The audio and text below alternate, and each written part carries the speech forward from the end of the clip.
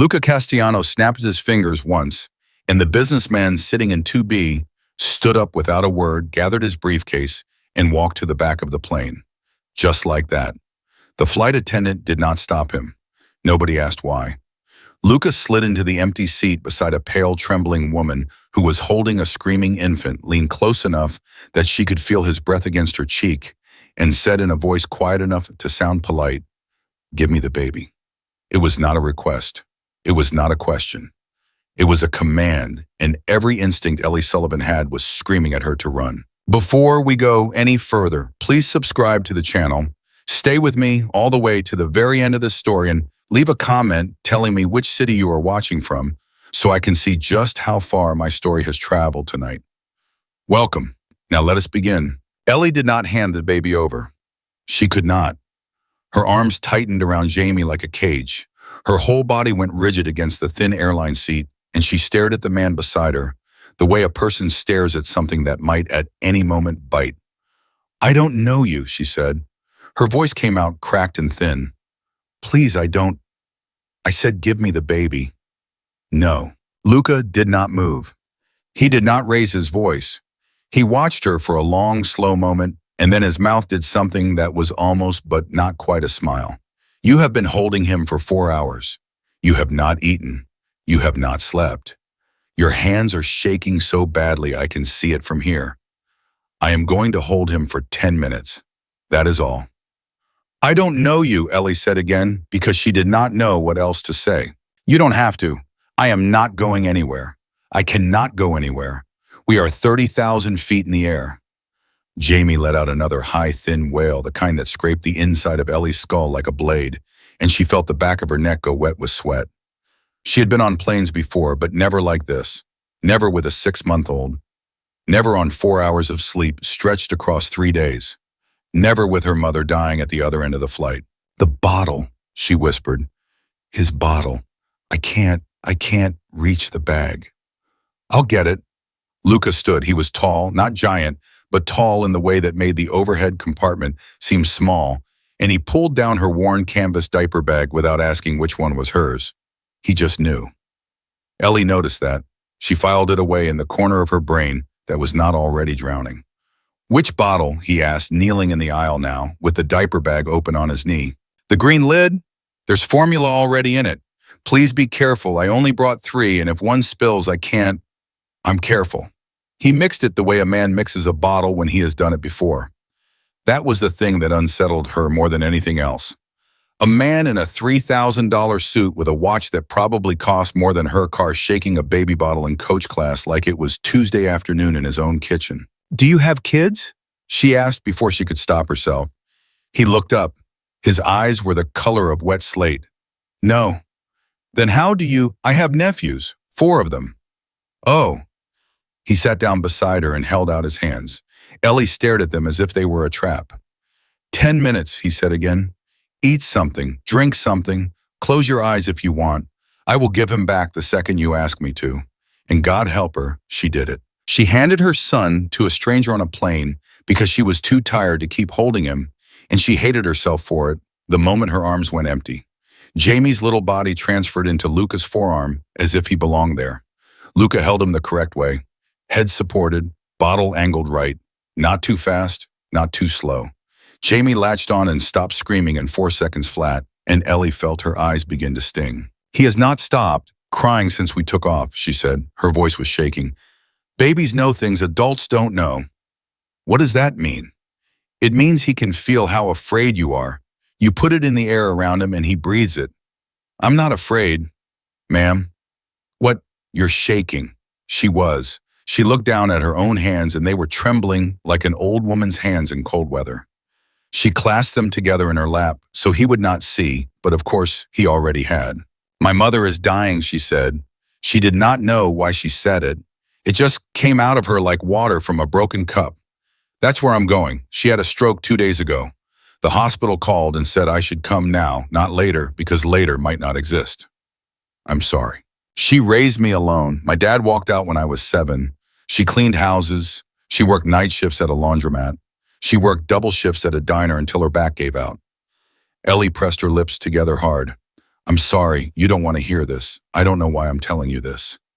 Because you haven't had anyone to tell in a long time. She looked at him. She really looked at him for the first time. His face was all hard angles as if he had been carved from a harder stone than most people were made of. There was a small, thin scar above his left eyebrow. He was maybe 35, maybe 40, and he was looking at her son like he was trying to memorize every inch of him. What is your name? She asked. Luca. Luca what? A pause. Castellano. Ellie Sullivan. I know. Her stomach dropped to floor. What? I saw your boarding pass when you sat down. Oh, she breathed. Okay, that was normal. People read boarding passes when they sat beside strangers. She was being paranoid. She was exhausted, her mother was dying, and a kind stranger was holding her baby. She was inventing monsters where there were none. Thank you, she said, for the... She gestured helplessly. Don't thank me yet. Why? He did not answer. He simply looked back down at Jamie, who had finished the bottle and was blinking up at him with the dazed, milk-drunk expression of a baby who had won, and Luca shifted him gently to his shoulder and began patting his back in slow circular motions that only a person who had done it 100 times would know how to make. I said I had nephews, Luca murmured. I was not lying, but the oldest one is 8 now.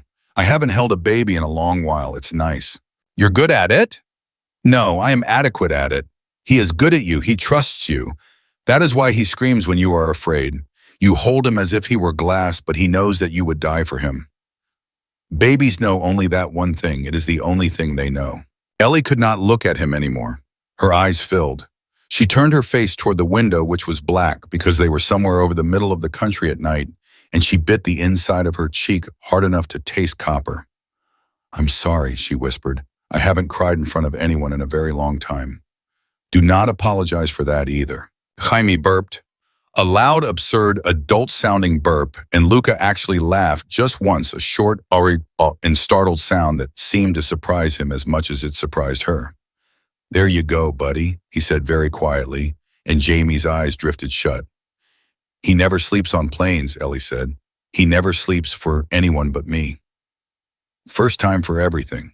Ellie did not answer. She watched her son sleep against a stranger's chest, and she felt something in her own chest cave in a little. Exhaustion. Relief. Something else she did not have a name for yet. When was the last time you ate? Luca asked. I don't know, yesterday. Maybe the day before. Flight attendant. He did not raise his voice. He did not even turn his head very far. But a flight attendant appeared in the aisle as if she had been summoned out of the cabin air itself, and she smiled at him and she said, Yes, Mr. Castellano. Ellie's head snapped sideways. Bring her whatever the first-class menu has tonight. Hot. 2 bottles of water. A blanket. A real one. Right away, Mr. Castellano. Thank you, Daniela.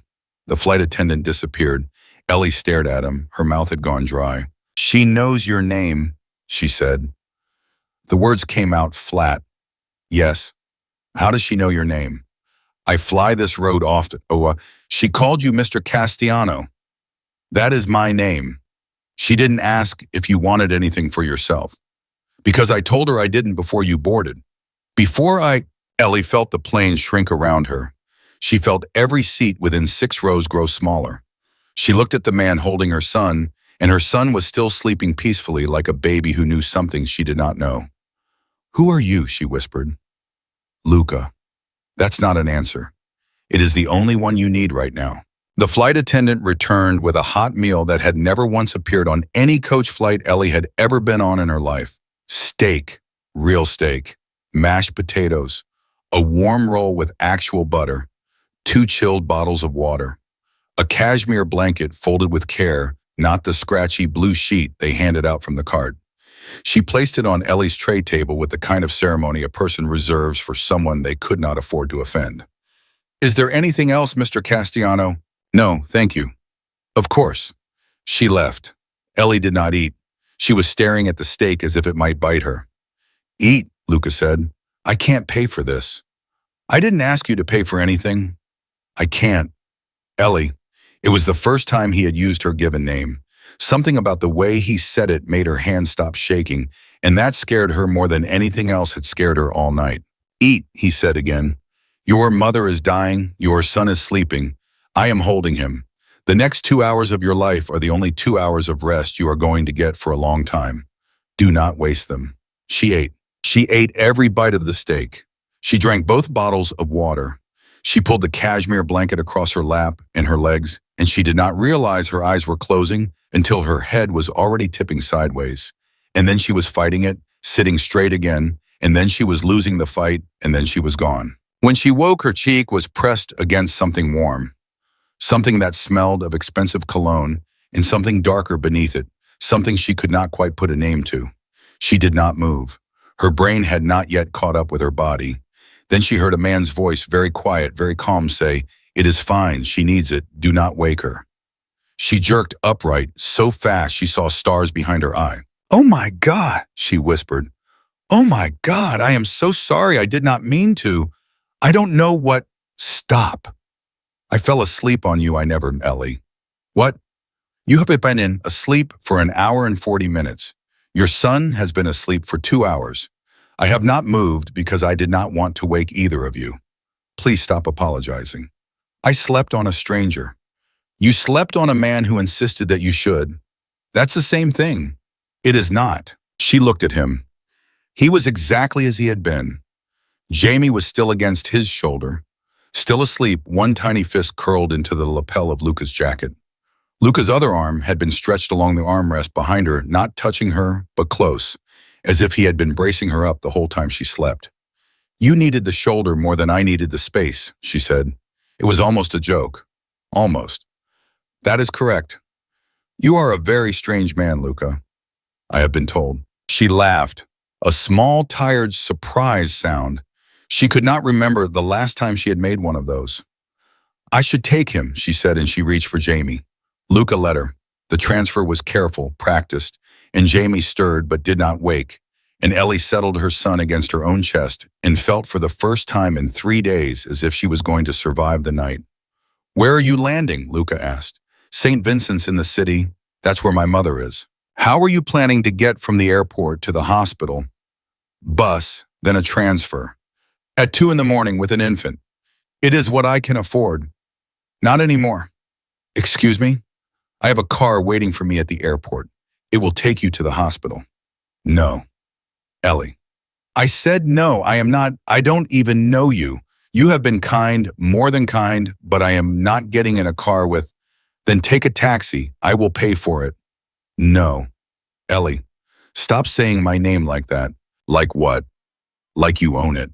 He looked at her for a long time, his jaw was working. And then very softly he said something she did not fully understand and would not fully understand for another 12 hours. "I do not own your name, Ellie, but I am going to take care of you and our boy. You do not have to agree with me yet tonight. You just have to not fight me tonight." Every single piece of air went out of her lungs at once. "What did you just say?" "I said I will take care of things."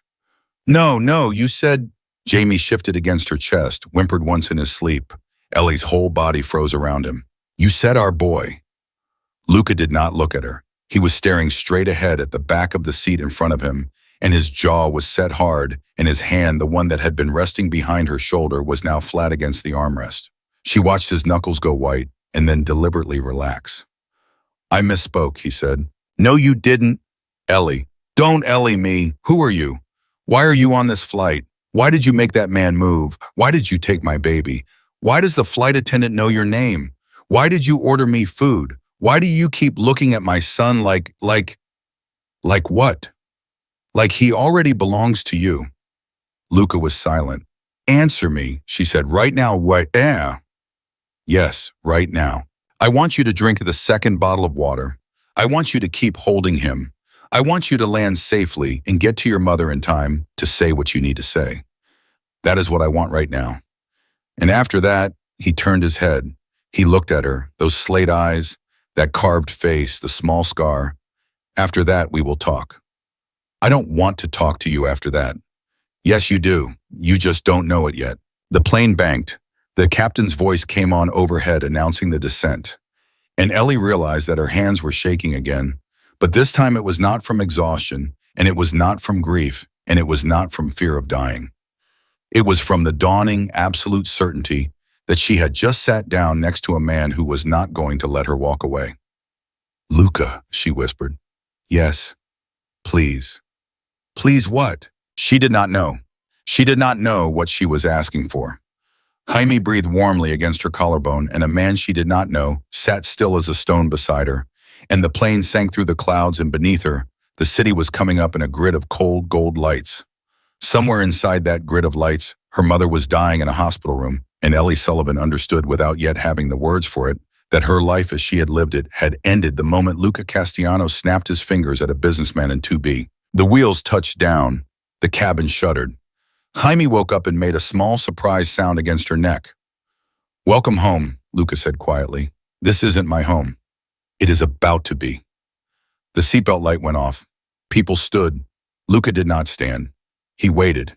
He waited for her. "Let me carry the bag," he said. "I can carry my own bag." "I know you can. Let me carry it anyway." She let him carry it. She did not know why she let him carry it, but she did, and she walked off that plane with a stranger carrying her diaper bag and her son sleeping against her shoulder, and a terrible, bright, cold feeling opening in her chest that felt somehow exactly like the first breath of a life she had not chosen and could no longer stop. The jet bridge smelled like fuel and stale coffee and rain that had not yet fallen. Ellie walked half a step ahead of Luca, which she was doing on purpose, because walking beside him made her feel like a woman who had agreed to something she had not agreed to. Jaime was warm against her neck. The diaper bag hung from Luca's shoulder as if it had always hung there. "The car is waiting at the curb," Luca said. "I heard you the first time. You did not answer me the first time. I'm not getting in your car." "Ellie, I said I am not getting in your car." She kept walking. Her legs felt strange as if they belonged to a different woman. Past the gate desk, past a closed coffee cart, past a janitor running a slow machine across the tile floor. The janitor looked up as they passed. He looked at Luca. He nodded once. Luca did not nod back. "He knows you too," Ellie said under her breath. "Many people know me." "Stop saying things like that." "You asked." "I didn't ask for that answer." They reached the long stretch of empty corridor that led to baggage claim, and Ellie's legs finally stopped obeying her. She halted in the middle of the hallway, turned and faced him. Jaime shifted on her shoulder and settled again. She kept her voice low so she would not wake him. "Listen to me," she said. "I don't know what you think is happening here. I don't know what you think you saw on that plane, but I am not. I don't owe you anything. I don't owe you a ride. I don't owe you dinner. I don't owe you a conversation. You were kind. Thank you. I will pay you back for the meal when I can. But I am walking out of this airport alone." Luca set the diaper bag down on the floor between them, carefully. Then he looked at her. "Your mother is at St. Vincent's on the cardiac floor, room 414, he said. "The attending tonight is Dr. Maria Reyes. Your mother had an ischemic stroke at approximately 6:40 Tuesday evening. She is currently on a ventilator. The hospital has her marked as DNR per a form signed by your mother 2 years ago. Your mother's insurance lapsed 8 months ago because she could not afford the premiums after she stopped working. The hospital is currently carrying a bill of $47,600 against her estate. Her estate, as you know, is a 2-bedroom apartment in Queens with a mortgage she has not paid in 4 months." Ellie's mouth came open. No sound came out of it. "How do you—" "I am asking you to get in the car because the bus does not run from this airport to St. Vincent's at this hour, and a taxi is going to cost you $90 you do not have, and your mother is not going to live through the night." "You don't know that." "Yes, I do." "How? Because I called the hospital 40 minutes ago from the plane." Ellie took a step back. Her shoulder hit the wall of the corridor. She was still holding her son. "You called?" "Yes." "Who are you? We can have that conversation into the car. We can have it right now. Your mother may have 6 hours left, maybe less. Do you want to spend one of them standing in a hallway in an airport?" Her eyes filled. She hated that they filled. She hated that he had said the thing out loud that had been eating at her for 36 hours. She hated that he had taken it out of her chest and put it in the air between them like a stone. "I hate you," she whispered. "I know. I don't even know you and I hate you." "That is allowed. Pick up the bag." He picked up the bag. The car was black. Of course it was black. It was long and low and the kind of car that did not have a logo on the grille because the people who rode in it did not need the logo. A man in a dark suit stood beside the rear door, and when he saw Luca, he opened the door without a word. And when he saw Ellie with the baby, he inclined his head about 1 inch, which somehow felt more formal than a bow. Mr. Castellano, Tomas, this is Miss Sullivan. This is her son, Jamie. They are going to St. Vincent's. Please drive carefully. He is sleeping. Yes, sir. Ellie got in the car. She did not remember deciding to get in the car. One moment she was on the curb telling herself she would not, and the next moment she was on a leather seat so soft it felt like sitting on water, and the door was closing with the heavy, expensive thunk of a car that had been built for people she had only ever seen in magazines. Luca got in on the other side. He did not sit too close. There was a full seat between them. Jaime slept through the whole thing. The car pulled away from the curb. Talk, Ellie said. What do you want to know? Everything. From the beginning. Why me? Why this flight? Why you knew my name? Why the flight attendant knew your name? Why you called the hospital? What you meant when you said our boy?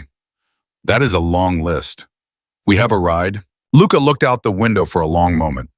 Ellie saw his reflection in the glass, and she saw something pass across his face that she did not have a word for, and then it was gone. My name is Luca Castellano. I am 41 years old. I was born in Palermo and came to this country when I was 7. My family has business interests in several cities: shipping, real estate, hospitality, some others. I fly this particular route twice a month because I have an office in the city and a home upstate. Business interests.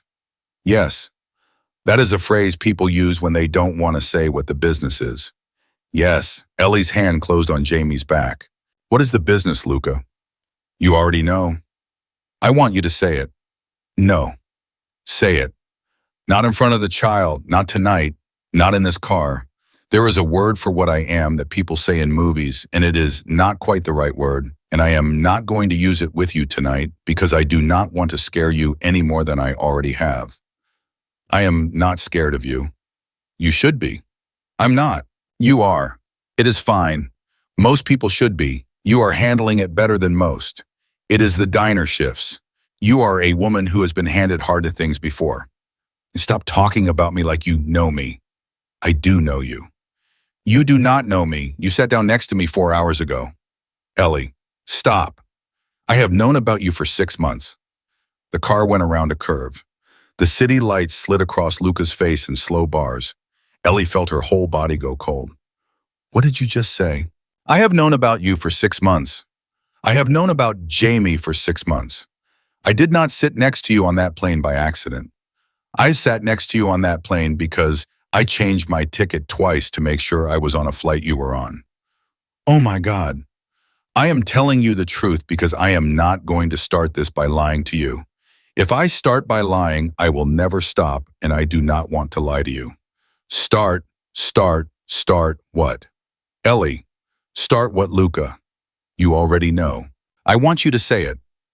I am going to take care of you and your son for the rest of your life.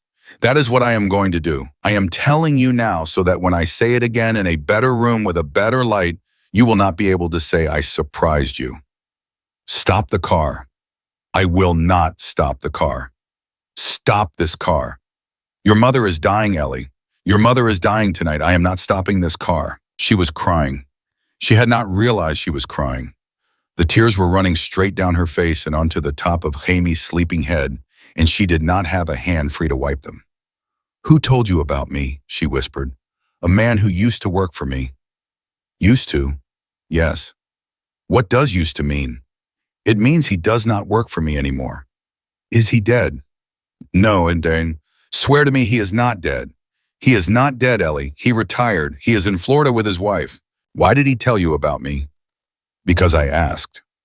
Why did you ask? Luca was silent for a long moment. Because I saw a photograph, he said finally. Of what? Of you. Holding Jamie. Outside a pediatrician's office. You had rain on your coat and a bag of groceries at your feet, and you were looking down at him as if he was the only thing in the world that had ever mattered. And I looked at the picture for a long time, and then I asked the man who had it who you were. And he told me, and I said I wanted to know more, and then I knew more, And then I had to meet you. That is not a love story, Luca. That is a stalking story. I am aware. Why did that man have a photograph of me? That is the part where I start lying if I keep talking. Why did that man have a photograph of me, Luca? Because your son's father owes my organization a very great deal of money. The air went out of the car. Jaime shifted on her shoulder, made a small sound, went still again. His father, Ellie whispered. His father is dead. Yes. He died in a car accident 7 months ago. Yes. Before Jaime was born. Yes. He died when I was 2 months pregnant. Yes. Tell me that was a car accident, Luca. Luca did not answer. Ellie heard herself make a sound that was not a word. It was just breath. Just a small, ragged piece of breath that tore coming out. Tell me, she said, it was a car accident. Don't lie to me. I am not lying. It was a car accident. He lost control of the vehicle on a wet road at 2 in the morning. He was alone. He was driving too fast. He was driving too fast because he had learned that afternoon that something he had been told could not happen to him was going to happen to him in a week. What was going to happen to him?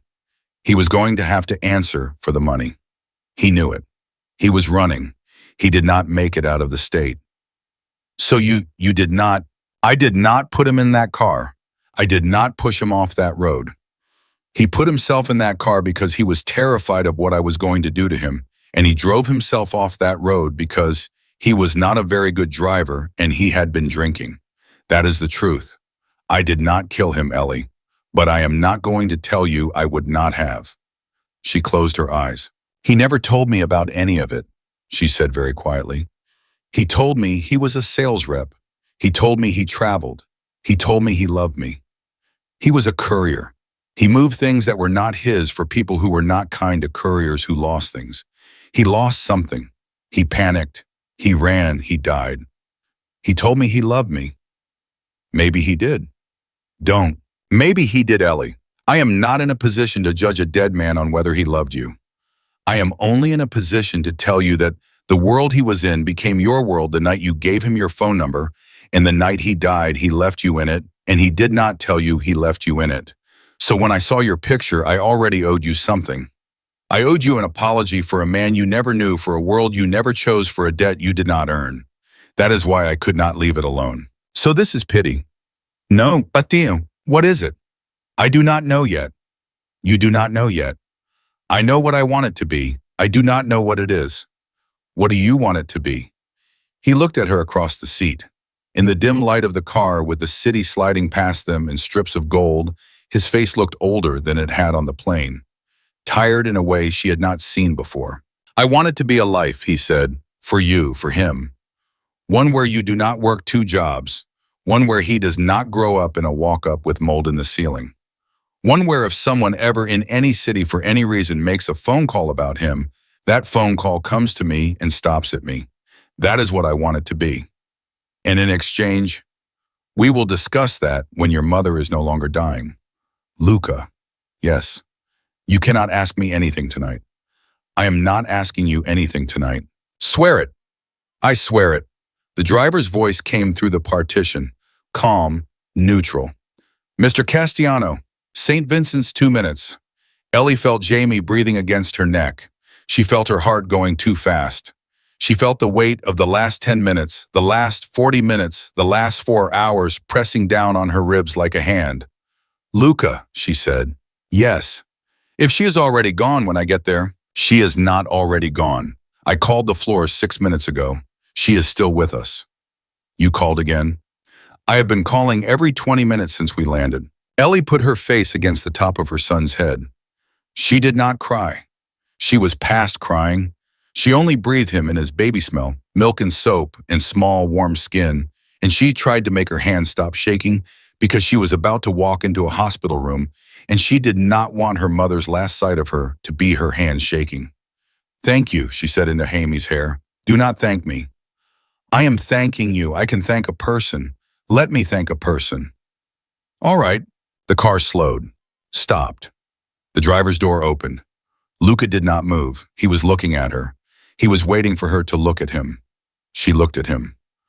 I will walk you to the floor, he said. I will not walk into the room. The room is yours. I will be in the hallway for as long as you want me in the hallway. When you come out, I will be there. If you come out and you do not want to see me, you will say so and I will go. Do you understand me? Yes? Good. He got out. He came around. He opened her door. He held out a hand. She did not take his hand. She got out on her own, holding Jamie because the last thing in the world she wanted right now was to take a hand from a man who had just told her he had followed her for 6 months. But she walked beside him into the hospital because she did not have anyone else. The lobby was fluorescent and too bright. A woman at the front desk looked up. Her eyes went to Luca. Her eyes widened just slightly in a way Ellie now recognized. The woman did not say his name, but her hand moved to the phone on the desk and then moved away from it, as if she had been about to call someone and had decided in the space of one breath not to. "4th floor," Luca said to Ellie. "I know. I know you know." They walked to the elevator. The doors opened as if they had been waiting. They stepped in. Luca pressed 4. The doors closed. Ellie leaned against the wall and closed her eyes. "Luca." "Yes. You said our boy on the plane." "I did." "You meant it." "I did." "He is not your boy." "Not yet." Her eyes opened to, "Luca, I am not asking anything tonight, I told you." "You are asking by saying that you are asking." "Then I apologize." "Do you?" "No." The elevator dinged. The doors opened on the 4th floor. The smell hit her first. The smell every hospital has: antiseptic and something else underneath it, the smell of bodies waiting. She stepped out. Luca followed. A nurse looked up from a computer, saw Luca, looked at her screen, looked at Luca again, and picked up a phone. "Which room?" Luca said quietly to Ellie.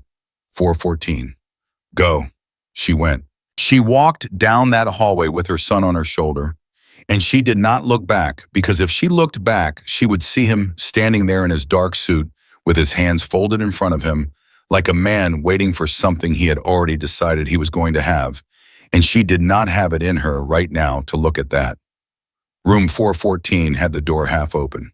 A machine was beeping somewhere inside, soft, regular, alive. Ellie stopped in the doorway. Her mother was there. Her mother was smaller than Ellie remembered. Her mother's hair was all white now. It had gone white in 6 months. She had not seen her mother in 6 months. She had not been able to afford the flight, and her mother had kept telling her not to come, not to spend the money, to wait until she was better. And now her mother was here, and there had never been a better. "Mama," Ellie whispered. The woman in the bed did not open her eyes. The machine kept beeping. Jamie woke up. He lifted his head. He looked at his grandmother for the first and last time in his life.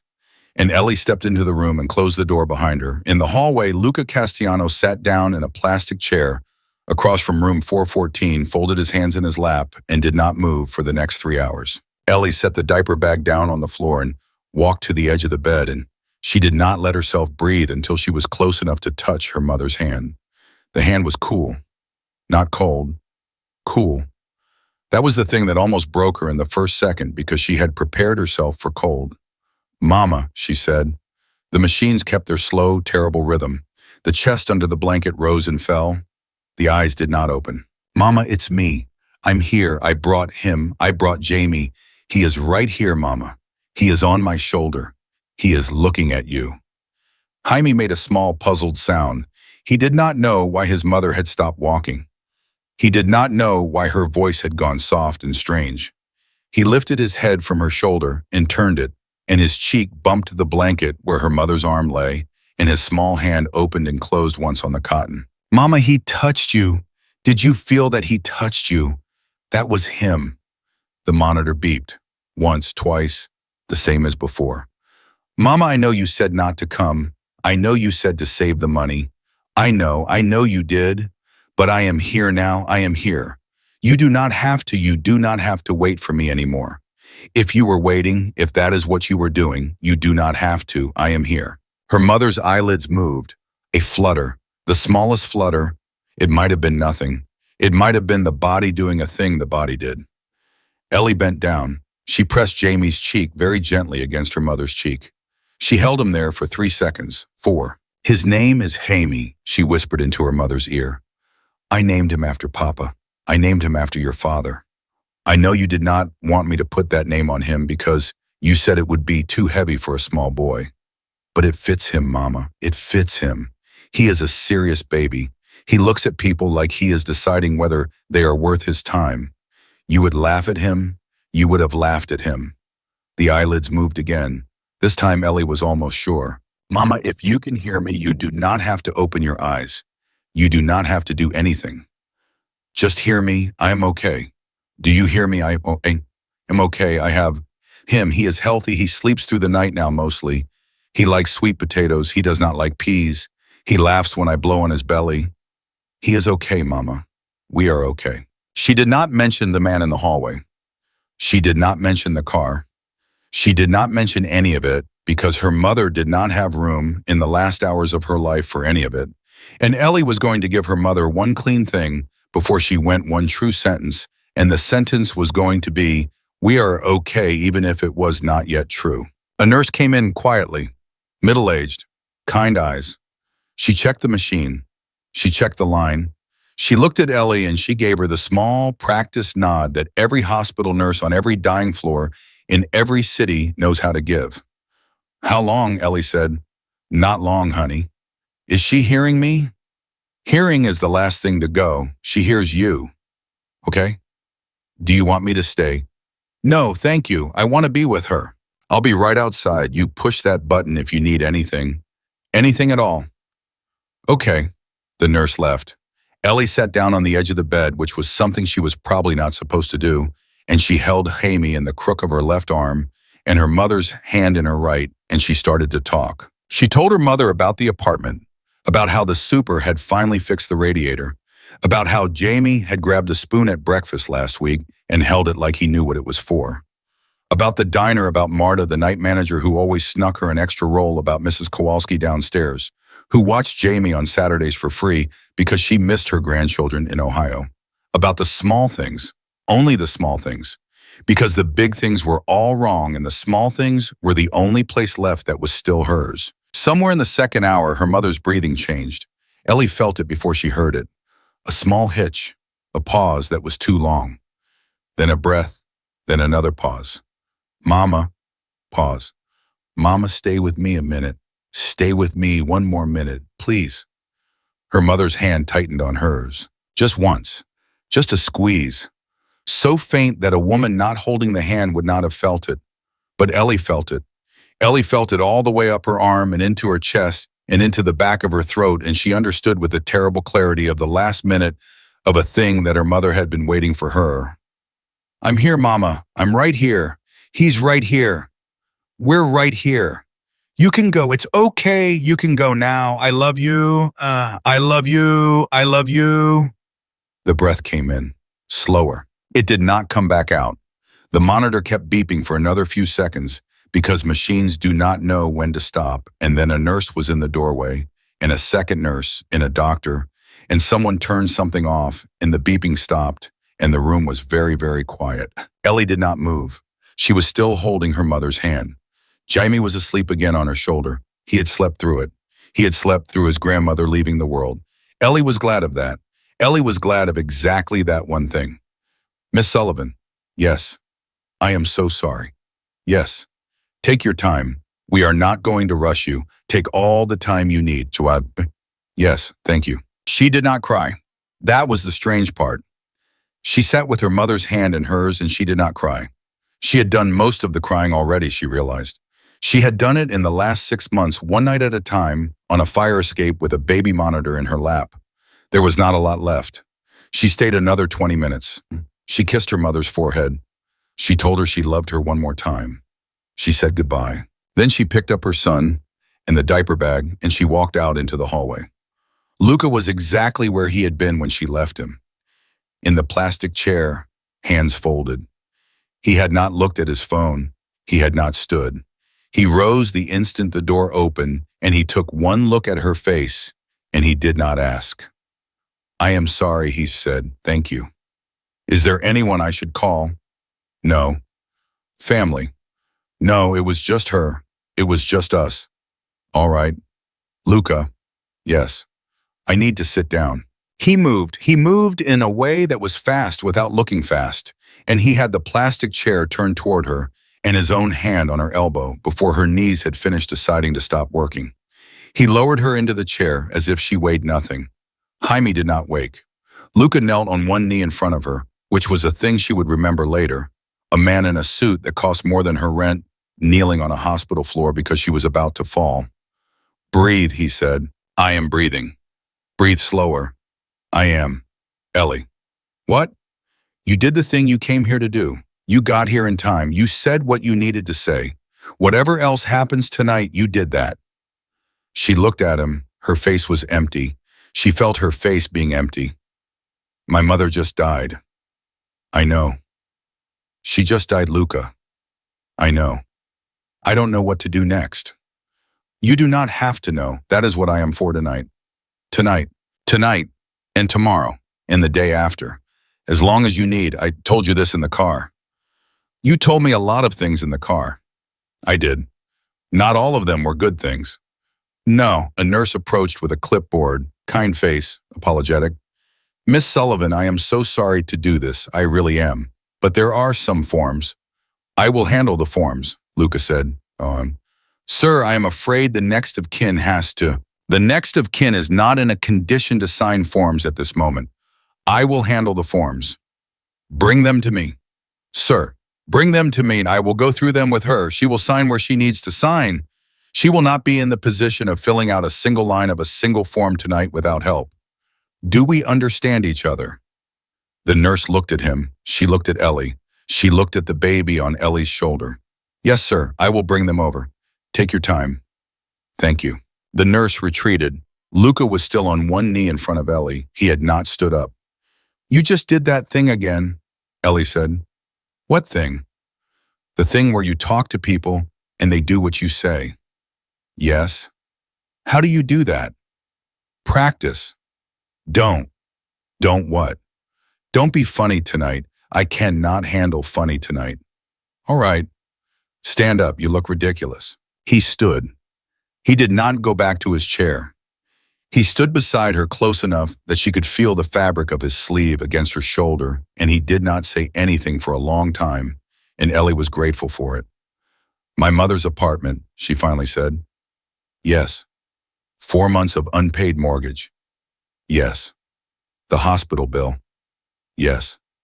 "I cannot pay any of it." "I know." "I don't want you to pay any of it." "I know." "I mean it." "I know you mean it." "Luca?" "Yes." "Please tell me you did not already pay it." Silence. "Luca, it is handled." "What does that mean?" "It means it is handled. Neither of the things you just listed is a thing you need to think about anymore." "I just said I did not want you to." "You said it after I had already done it. I am not going to pretend I did not do it just because you said not to do it 40 minutes later. That is not how this works." "Ellie, that is not how this works, Luca. You do not get to do a thing and then tell me you did it and then make it my problem that you did it. I am not making it your problem. You are making it a debt, and I cannot pay you back for it. And you know I cannot pay you back for it. That is the whole point. That is how this works. I am not asking you to pay me back. You are asking for something. Not tonight. Stop saying not tonight. Ellie, stop saying not tonight." He was quiet. She was breathing hard. Jaime stirred on her shoulder and went still again. "All right," Luca said. "I will stop saying it. Thank you. But it is still true." She closed her eyes. She pressed the heel of her free hand against her forehead. She wanted to laugh because there was no other correct response. A man had just paid her mother's mortgage and her mother's hospital bill, and her mother had been dead for less than 30 minutes, and she was sitting in a fluorescent hallway on a Tuesday night, arguing with him about the difference between a gift and a debt. The nurse came back with a stack of forms on a clipboard.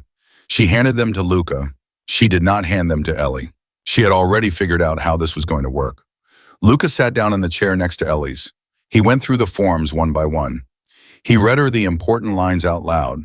He told her what to sign. He told her what not to sign. He filled in addresses and phone numbers and the names of funeral homes Ellie had never heard of.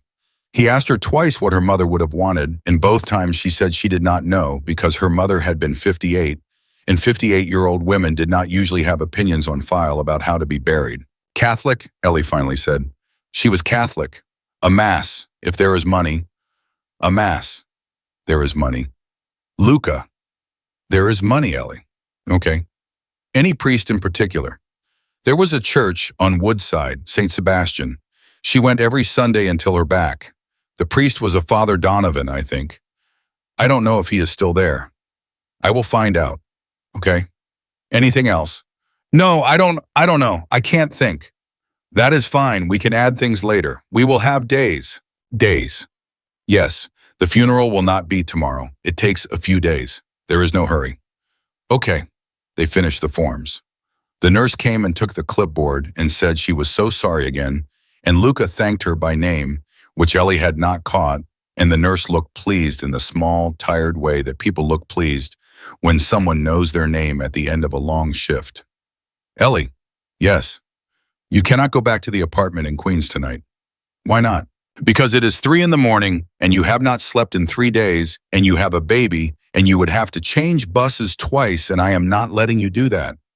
Not letting me. That is the wrong phrase. I am asking you not to do that.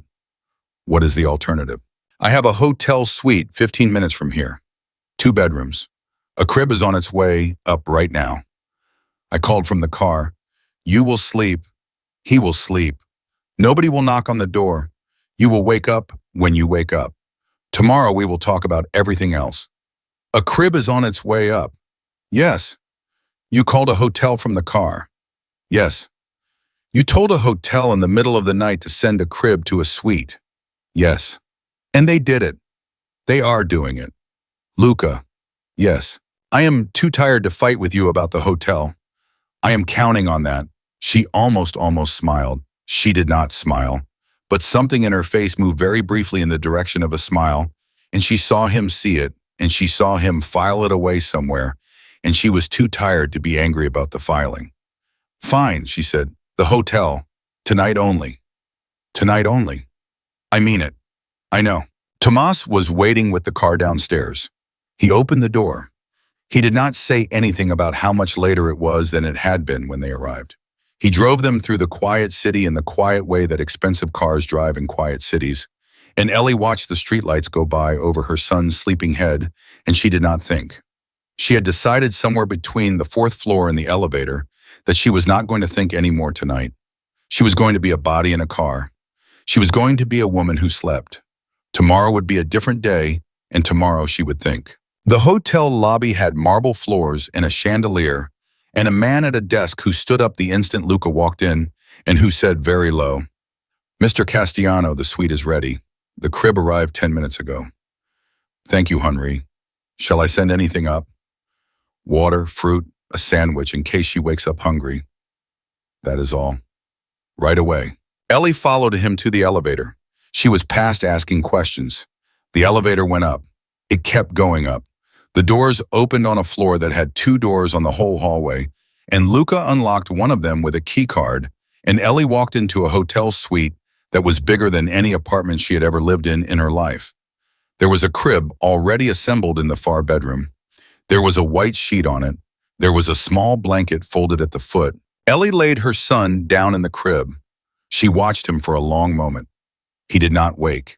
He turned his head and put his thumb in his mouth and kept sleeping as if he had slept in this crib every night of his life. She turned around. Luca was standing in the doorway. He had not stepped into the bedroom. He was not going to. She understood that without him saying it. Your room is the other one, he said.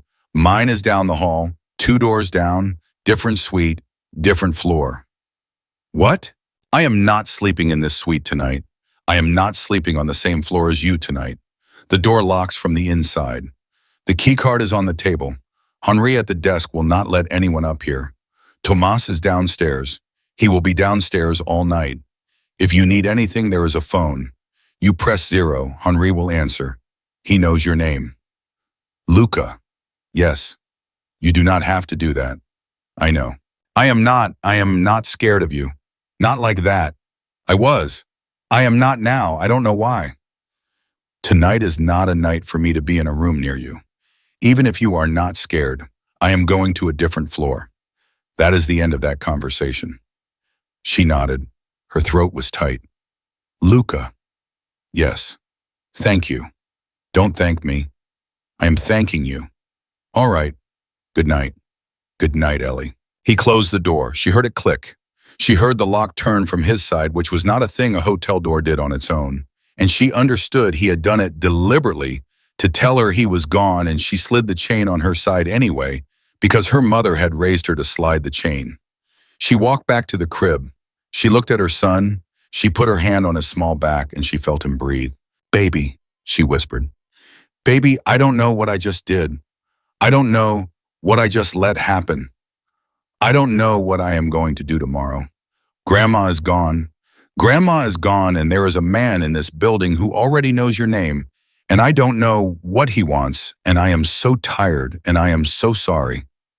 Jaime breathed. Ellie lay down on the floor beside the crib because the bed looked too big to sleep in alone, and she put one hand up through the bars so her fingers were touching his blanket, and she closed her eyes and she was asleep before she had finished thinking the next thought. Ellie woke up on the carpet with a crick in her neck and the smell of coffee in the air. For a long moment, she did not remember where she was. Then she remembered all of it at once, and she lay very still because if she moved, she was going to have to be the woman whose mother had died last night, and she was not ready to be that woman yet. Jamie was awake in the crib. He was not crying. He was lying on his back and looking up at the ceiling and making small conversational noises with himself the way he did in the mornings when he had slept well. Hi, baby, she whispered. He turned his head. He smiled at her. Wide, gummy, unreserved, the smile of a person who did not yet know that yesterday had happened. Hi, I'm here, I'm coming. She got up slowly. Her whole body hurt. She lifted him out of the crib and pressed her face into his hair and breathed him in for a long moment, and she did not cry, but it was close. There was a soft knock at the outer door of the suite. Ellie froze. Miss Sullivan, a woman's voice, older, polite. My name is Rosa. I am from housekeeping. I have clean clothes for you in a breakfast tray. I will leave them at the door. I am not coming in. Okay. Take your time, Miss Sullivan. Okay. She heard a cart. She heard the cart leave. She waited another minute because she did not want to open the door until the hallway was empty, and then she opened it and pulled in a tray and a folded pile of clothes in a garment bag and a second smaller bag that turned out to have diapers and wipes and a fresh set of baby clothes in sizes that were somehow exactly right. She stared at the baby clothes for a long time. The clothes in the garment bag were hers. They were not a robe. They were not a hotel t-shirt. They were jeans, a soft gray sweater, underwear still in plastic, a pair of flats in her size, a small bag with a toothbrush and a hair tie, and a tube of the same drugstore lotion she used at home. Her size, her brand. She sat down on the carpet next to the tray, and she put her face in her hands, and this time she did cry, but only for a minute and only because it was too much and not because it was too little. She showered while Jaime sat in a bouncer that she had not asked for and had not brought, which had been set up beside the bathroom door at some point in the last 8 hours while she slept. She did not try to figure out when. She was past that. She dressed, she fed Jaime, she drank the coffee. The coffee was very good, and there was a small card on the tray that said simply in handwriting that she did not yet know. Come down when you are ready, third floor. Ask Henry. There is no rush, L. No rush, she said out loud to her son. He says no rush. Do you believe him, baby? Jaime banged a plastic spoon on the bouncer. Yeah, me neither. She went down to the third floor. Henri at the desk on the third floor, which was apparently a different Henri than the one at the lobby desk, or possibly the same man who never slept, stood up as she approached and gestured wordlessly to a set of double doors. She walked through them. It was a private dining room. Round table, 2 chairs, one of them had Luca in it. He was reading something on a tablet. He was wearing a different suit than last night, but the same kind of suit. He looked as if he had slept, though she could not have said how much. He looked up. He set the tablet down. He did not stand. That was deliberate, she realized. He had decided that standing for her every time she entered a room was going to feel like too much too fast, and he had chosen this morning not to do it. Good morning, he said. Good morning. Did you sleep? On the floor. The bed was fine. I did not want to be that far from him. Understood. She sat down. Jamie was on her hip. A high chair, also not one she had asked for, was waiting beside her chair. She sat a minute. He accepted this development without comment. He was apparently a baby who had decided to take the day as it came. The funeral home has been contacted, Lucas said.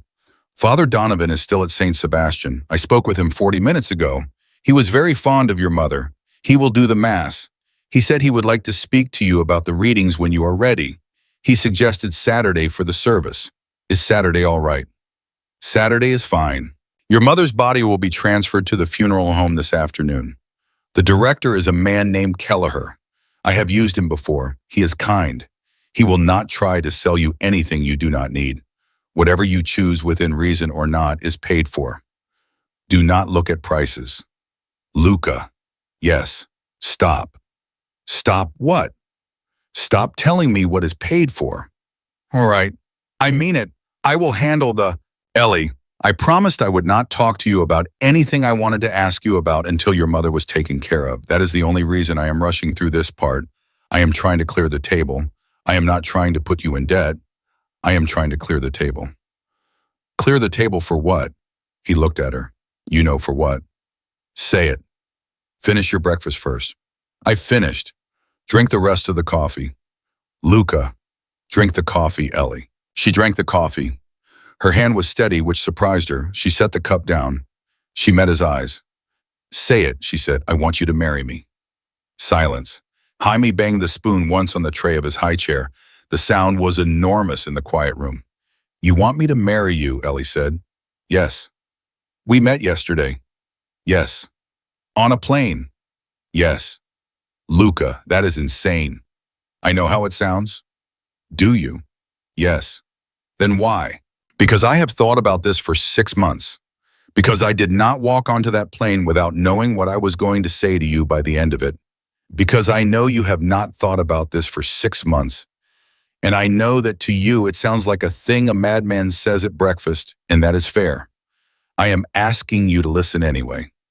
I'm listening. I am 41. I have been what I am for 20 years. I have not married. I will not in this life have a first child of my own. That was a decision I made a long time ago, and it is not a decision I am revisiting this morning. My life is not a life I would put a child into from the beginning, but a child who is already here, a child who already exists, a boy who was dropped into a world he didn't ask for by a man who died running. That child I can protect. That child I can put a wall around. 4 walls, a roof, a country, a last name that means something in the rooms that matter. His last name is Sullivan. I am not asking you to change his last name. I am not asking you to change yours. You can both keep Sullivan. That is not what this is about. What is this about? That's protection for both of you. That is the first thing. The first thing? Yes. What is the second? Stability. You will not work a double shift at a diner again in your life unless you decide on your own that you miss it. You will not decide between rent and formula. You will not stand in a pharmacy adding up what you can afford in your head. Jaime will go to a school that does not have lead in the water. He will go to a doctor who returns phone calls. He will have a pediatric dentist. That is the second thing. The third, a family. Not mine, ours, a household. One you run, your rules inside the house.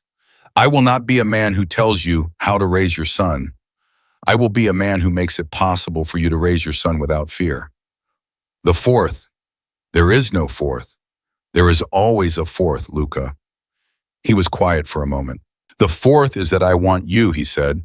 Not tonight, not this week, not this year if you do not want it this year. But eventually, I am telling you the truth. I told you in the car last night I was not going to start this by lying, and I am not going to start this morning by lying either. I want you. I have wanted you since a photograph. I will wait for you as long as it takes. I will not touch you until you ask me to. If you never ask me to, I will not. You will still have everything else on the list. That does not come off the list. But I am telling you it is there. I am telling you because you deserve to know it is there. Ellie did not speak for a long time. Jaime banged his spoon again. Twice this time. Luca. Yes. I need you to understand something. All right. I did not love Jaime's father. I know. I was 26. I was lonely. He was charming. He was gone a lot. I thought gone a lot was the worst thing about him. I was wrong. He was gone a lot because he was whatever he was. I did not know. When I found out I was pregnant, I told him, and he said he was happy, and 2 weeks later he was dead. And I spent the rest of the pregnancy trying not to hate a dead man for a life I did not know he had been living. I did not love him. I know. So if you are worried that I am grieving a great love, I am not. That is not what this is. I am grieving my mother. I am grieving the life I thought I was building before all of this. I am not grieving him. I did not think you were. I am telling you so you do not have to guess. Thank you. But, I do not love you, Luca. I know. I do not know you. I know. I'm not going to pretend I love you now or later just because you saved my mother a bill and bought me a sweater. I am not asking you to. I am not going to be a wife who smiles at your colleagues and holds your coat and tells people we met at a charity dinner. I am not asking you to. I am not going to let my son call you dad. The silence after that was different from the silences before it. Luca did not move. He did not blink. He was looking at her the way a man looks at a thing he has been waiting to hear, knowing it was coming and has now heard. All right, he said very evenly. All right, he will not call me dad, not because you forbid it, because we will not teach him to. He will call me Luca. When he is older, if he decides on his own what he wants to call me, that will be his decision, not ours. I will not take his father's chair in his head. That chair is empty, and I will leave it empty. You say that now. I will say it in 5 years. I will say it in 15. I will sign it in writing if you want me to sign it in writing. I will put it in a document that a lawyer of your choosing reviews in a room I am not in. I am telling you, Ellie, I will not take the father chair. She looked at him. Her eyes were wet, and she did not do anything about it. There are more things, she said. Good. I keep a bedroom of my own, as long as I want. You do not knock on that door. Agreed. I do not wear a ring I did not pick. Agreed. Ashainam. I do not quit seeing the people I care about. Of course not. I am allowed to work. I am allowed to do something. I am not going to sit in a house in pearls. You can do whatever you want. If you want to stop working, you can stop. If you want to go to school, you can go to school. If you want to open a business, we will open the business. Anything you want. I want to finish my nursing degree. His face changed very slightly. Something warmed in it. I know you were almost done. You know that too. I know a lot of things. I am sorry. I keep telling you things I know and watching your face go still. I am trying to be honest. I am not trying to frighten you. 2 semesters. I had 2 semesters left when Jaime came and I had to stop. Then you will finish. You will pick the program. I will not pick it for you. You will pick whether it is in this city or another city. If it is another city, we will live there while you do it. That is not a thing we need to argue about. That is a thing we write down. Everything you just said sounds like a fairy tale. I am aware. Fairy tales have a cost. They do. What is the cost, Luca? He took a breath. It was the first breath she had seen him take that looked like work. You are going to hear things about me, he said. Over the years, some of them will be true, some of them will be exaggerated. Some of them will be lies people tell to hurt me or to hurt you or to get to shame me. You are going to have to decide every time whether to believe what you hear. I cannot control what you will hear. I can only tell you now at this table on this morning that I will not lie to you about the things in my life that affect your life. You will know where I go. You will know when I am coming home. You will know the names of the men at the front of the house. If I have to be gone, I will tell you before I am gone. If I cannot tell you where I am going, and I will tell you and cannot tell you, I will not vanish. I will not have you calling hospitals in the middle of the night, like I had to for him. Yes, you know I did that. Yes, her throat closed for a second. She swallowed. What else is the cost? There will be men in the house. I will not have men inside your parts of the house, but there will be men on the property. Always. There will be a driver for you. Always. Jaime will have... Stop. Ellie, stop. Say that again slower. Jamie will have a man on him. At all times, from the morning we sign. That is not a thing I will negotiate. That is the line. He does not move through the world without eyes on him. Ever. She felt her stomach tighten. It was not fear exactly. It was something older than fear. It was the feeling of a door closing behind her. Because of who you are. Because of who he is now the moment he becomes my son in paper. He would be safer if he were not. No, he would not be. He is the son of a man who died running from a debt. That debt has been paid. I paid it 6 months ago. The men who were owed it have been told in language they understand that the boy is not a collection. But Ellie, I will not bet his life on whether every one of those men got the memo. I will not bet his life. I will put eyes on him. That is the one thing that is not on the table. The eyes stay on him. She did not answer right away. She was looking at her son. Jaime had given up on the spoon and was now gnawing on a piece of strawberry that someone had cut into the exact right size for a 6-month-old, and he was smiling at nothing with strawberry juice on his chin, and he did not know, and he would not know for a long time, if he was lucky that a grown man had just calmly committed the rest of his life to watching him. Luca. Yes. Does he know? Jaime. Yes. No, he does not know anything. He is 6 months old. That is not what I meant. I know it is not what you meant. I was making a joke. I am sorry. I know this is not the time. I am nervous. You are nervous. Yes. I did not think you got nervous. I am human, Ellie. She was quiet for a long time. Ellie. Yes. I do not need an answer this morning. Yes, you do. I do not. Luca, if I do not give you an answer this morning, I am going to give you an answer in 6 months after you have bought me 6 more sweaters and paid 6 more bills, and I will not be able to tell by then whether I am saying yes to you or to the sweaters. If I am going to say yes, I have to say it now when I am still angry, when I still know what I am losing, when I can still see it. All right, then I want conditions. Name them. My room, my own, always. Yes. My name, mine, and his. Yes. He never calls you dad unless he decides to at the age he decides to. Yes. I finished my degree. Yes. I am not your wife in rooms where I do not want to be. I am not at dinners I do not want to be at. I am not on arms. I am not on calendars without my permission. Yes. You do not lie to me about what you are doing. You do not lie to me about where you are. If I ask a question and you cannot answer it, you tell me you cannot, and I accept that. But you do not lie. Yes. And if you ever 1 day, 1 hour, 1 minute put my son in danger because of the life you chose and the life he did not, I will not. Let me finish. Sorry. If you ever do, I take him. I leave. I disappear. You do not chase me. You do not send anyone after me. You do not look. You let us go. He was quiet for a long time. Luca. Yes. Swear. I swear. On what? On the only thing I have ever sworn on, which is my mother.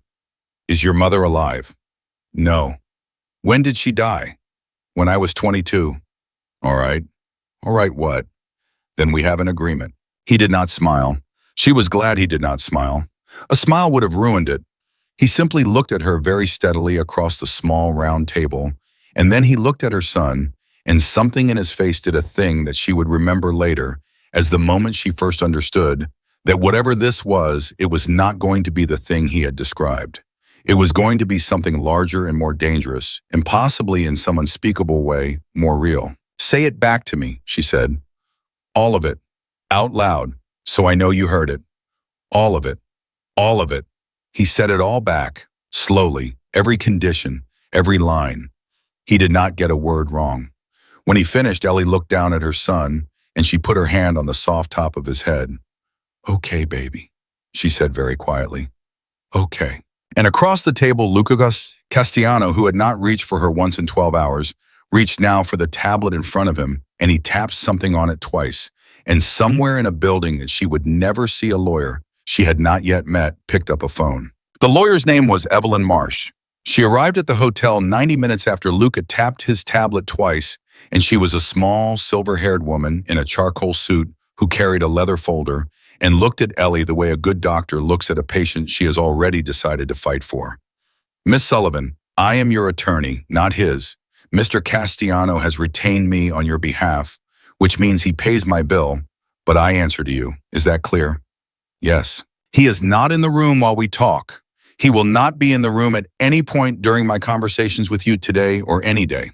If at any point during this process you tell me you want to walk away, I drive you to wherever you want to be driven, and that is the end. You owe nothing. Is that also clear?"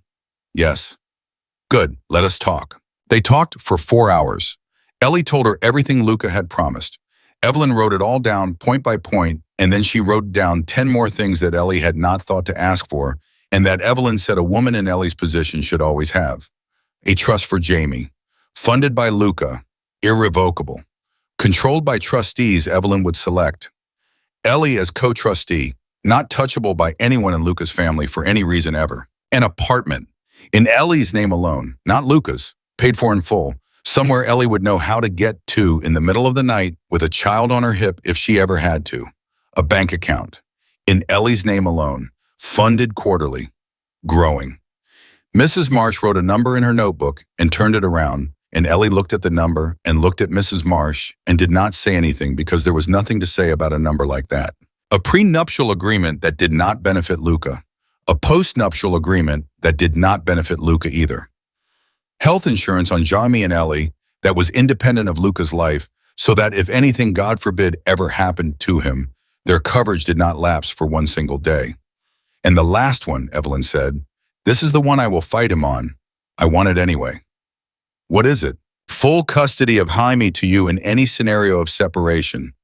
Not joint. Full. Mr. Castellano gets no visitation rights beyond what you in writing allow.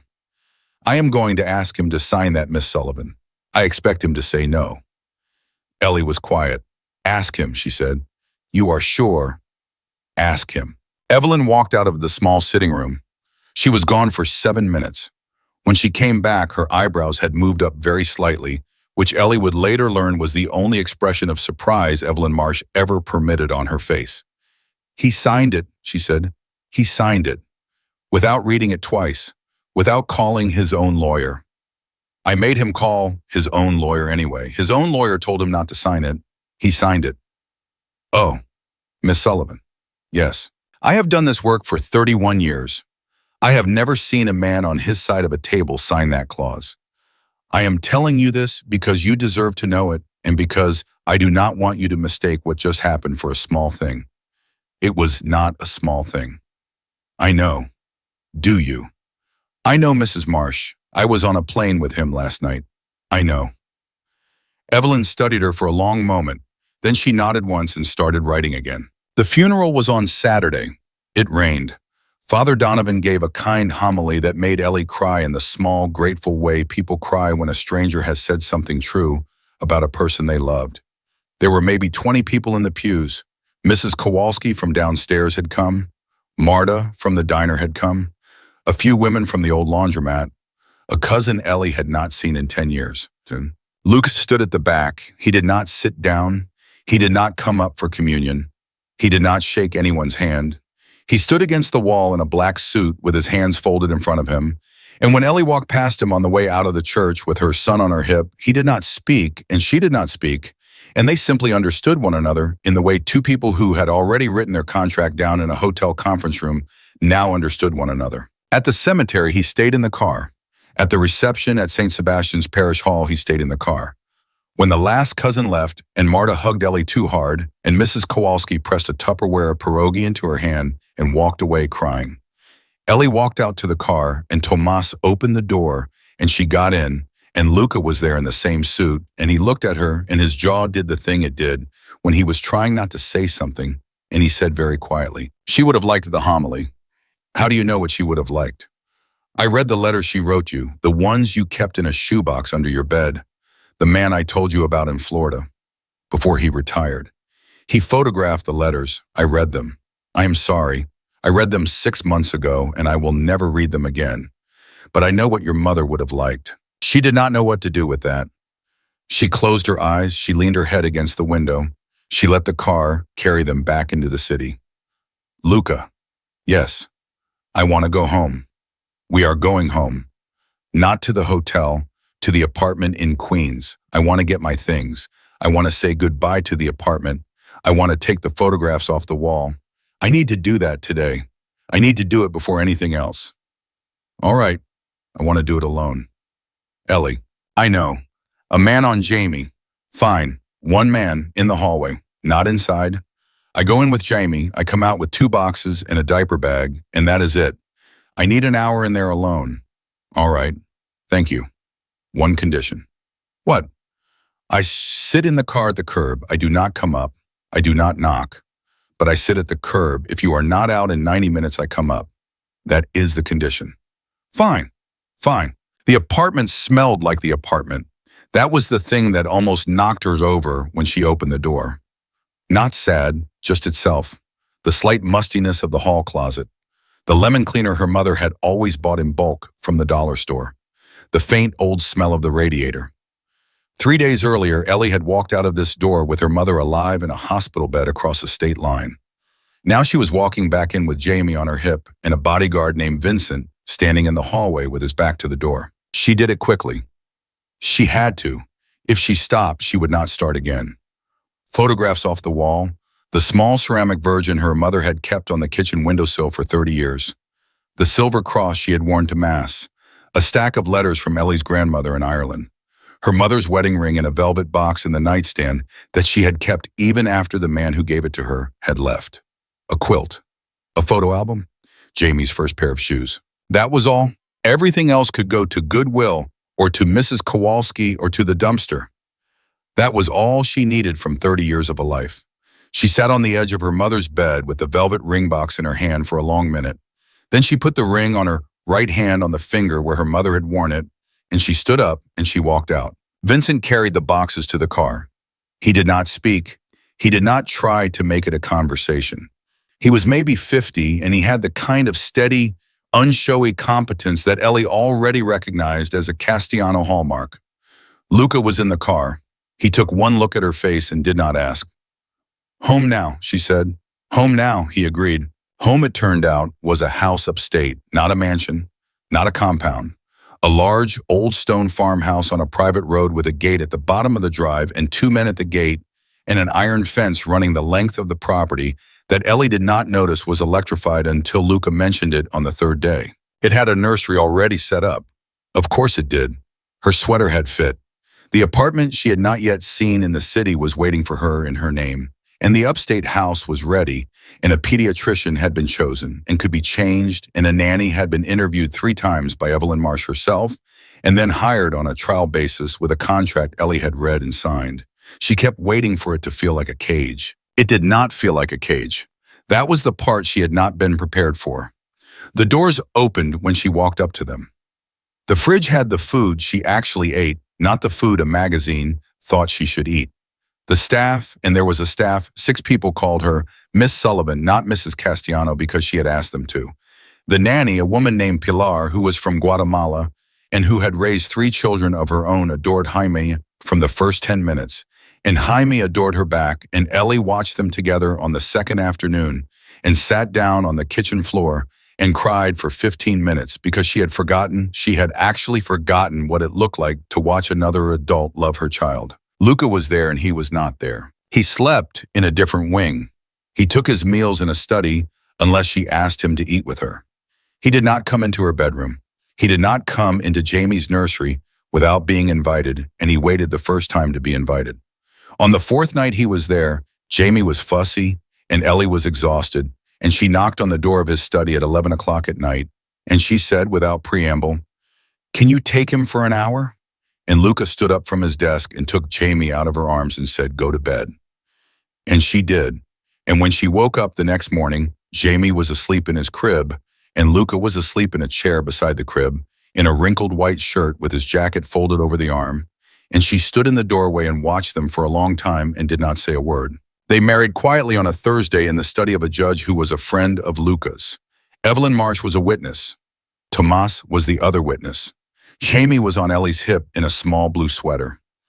Ellie wore a dress she had picked herself, a plain dark green one, and her mother's wedding ring was on her right hand and no ring was on her left because she had told Luca she would not wear one she had not picked, and he had said fine, and he had meant fine. The judge asked her if she took this man. She said she did. The judge asked Luca if he took this woman. He said he did. The judge said congratulations in the tired, practical way of a judge who did 6 of these a week, and they walked out of the courthouse and Tomas drove them home, and that was the wedding. That night she slept in her own bedroom. He slept in his. Jaime slept in his nursery. Pilar was down the hall, and for the first time since her mother had died, Ellie slept 8 hours. The trouble came 3 weeks later. It was a Tuesday. She was in the kitchen with Pilar trying to convince Jaime to eat a piece of banana. The phone in the kitchen, the house line, the one she had never seen anyone use, rang. Pilar looked at it. Pilar had gone still in a way Ellie had never seen her go still. Pilar. Miss Sullivan, I think you should. Who is it? I don't know. Ellie walked over and picked it up. Hello? Mrs. Castellano. The voice was a man's, older, smoker's voice. Ellie did not recognize it. I am not Mrs. Castellano. I am Miss Sullivan. Of course. Forgive me. Old habit. Miss Sullivan, is your husband home? He is not. Pity. Who is this? My name does not matter. I am a friend of someone who used to know your late partner, Jamie's father. You remember him. The kitchen went cold. I am hanging up. Miss Sullivan, 1 minute. That is all I ask. I am hanging up.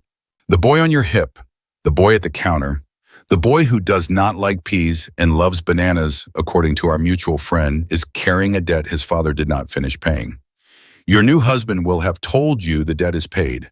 Your new husband is an ambitious man with an inflated sense of his own reach. The debt is not paid, not to everyone. I am calling as a courtesy to tell you that some of us in this business are old-fashioned and do not consider a Castellano check a closed door. I am calling to invite you to a conversation, alone, without your husband, without the man in the hallway. I will be in the city on Friday. I think you should meet me for coffee. Ellie could not feel her face. Why would I do that? Because if you do not, we continue to consider the matter open. Because if you do, I will personally close it. I like you, Miss Sullivan. I liked your mother. I went to her funeral. I stood at the back. I left before the reception. I do not wish you harm. I wish the matter resolved. Friday, 10 a.m., the cafe on the corner of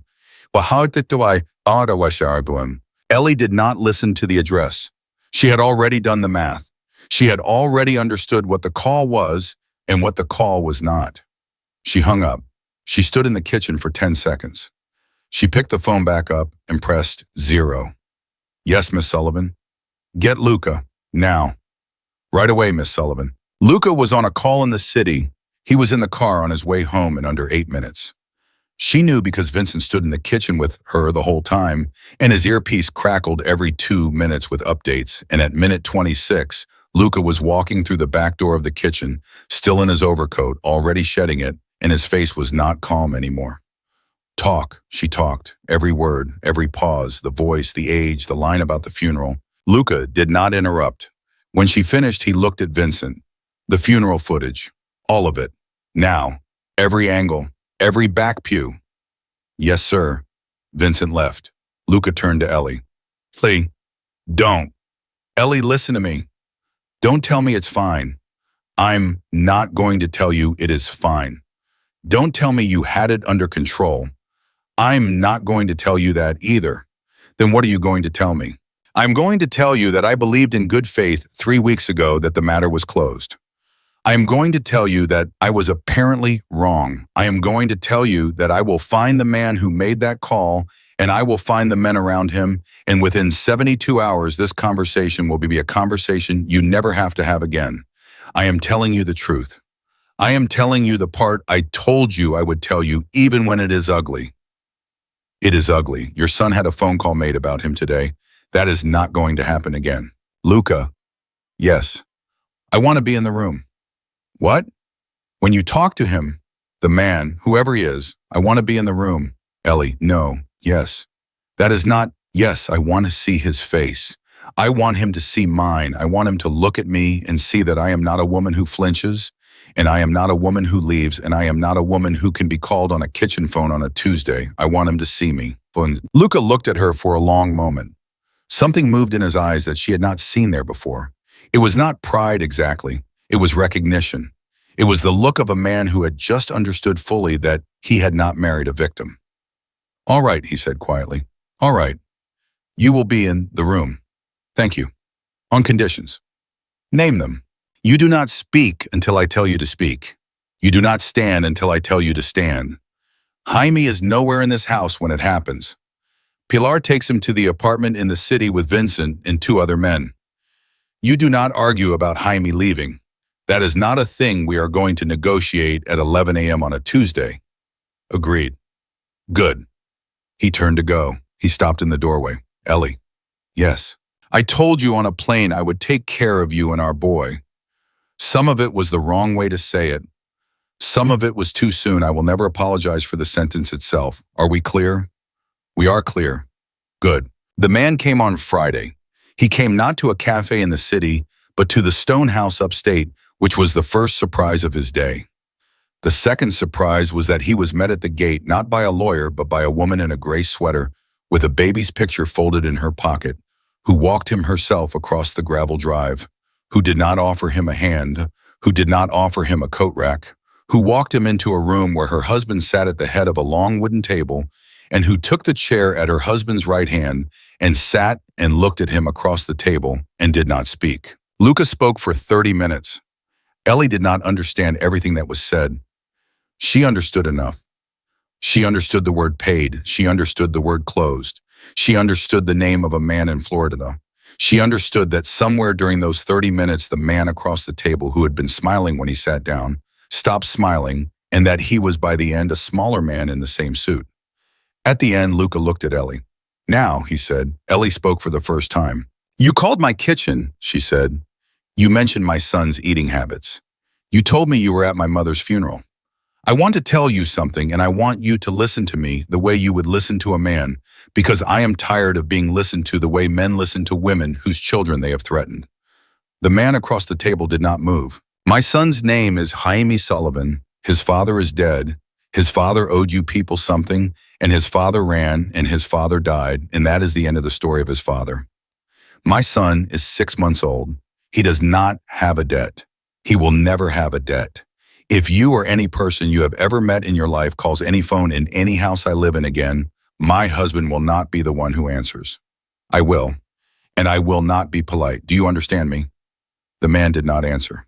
"Say yes." "Yes." "Say yes, Miss Sullivan." "Yes, Miss Sullivan." "Good." She stood up. Luca stood up a second after her. The man across the table stood up a second after him, because he had been raised in a world where you stood up when the woman of the house stood up, even when the woman of the house had just taken you apart in your own suit. He was gone from the property in 4 minutes. That night, Ellie sat on the floor of the nursery with Jamie asleep in her lap, and Luca in the chair beside her, and neither of them spoke for a long time. Jaime's small fist was curled around her finger. The house was quiet. Somewhere beyond the window, a dog barked once and stopped, and the night went on. "Luca, yes, I do not love you. I know, but I am not afraid of you anymore. I know, and I am not afraid for him anymore. I know. That is not love. I know. It is something. It is enough for today. It is enough for today." She looked down at her sleeping son. She thought about her mother in the hospital bed squeezing her hand once at the very end. She thought about a man in 2B who had stood up without a word. She thought about a cashmere blanket on a coach flight. She thought about a sweater that had fit. She thought about Evelyn Marsh writing down a list of things a woman in her position should always have. She thought about a ring on her right hand and no ring on her left, and a boy in a crib whose last name would always be Sullivan. She was not the woman she had been 8 weeks ago on a plane with a screaming baby and an empty bank account and a dying mother. She was not yet the woman she was going to become. She was on this one Friday night in this one old stone house on the floor of a nursery with a small warm child in her lap and a man beside her, who had kept every promise he had made to her so far, a woman who had walked with her eyes open into a life she had not been born for, and had not expected, and had not been given, but had in the end chosen. And that Ellie Sullivan decided was going to be enough.